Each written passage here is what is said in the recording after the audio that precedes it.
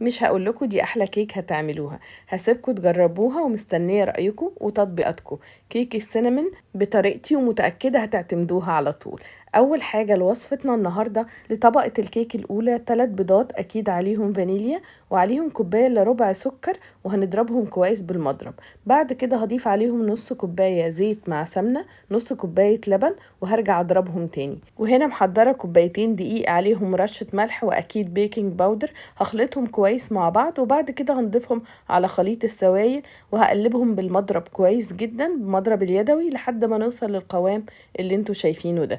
محضرة هنا صينية مقاس 26، هحط فيها ورق زبدة وهضيف فيها خليط الكيك بتاعنا وهسويه كويس، وبعد كده هسيبه على جنب. وللطبقة التانية زبدة مع سكر بني، ممكن سكر عادي، معلقة دقيق ومعلقة قرفة، هنقلبهم كويس مع بعض وهنوزعهم على خليط الكيك بالشكل اللي انتوا شايفينه ده. هوزعهم كلهم وبعد كده بالمعلقة هخلطهم مع خليط الكيك بالشكل ده. وبعد كده هدخلها الفرن على درجة حرارة 180 الرف وسط لحد ما تستوي. وده شكلها بعد ما خرجت من الفرن والريحة تجنن.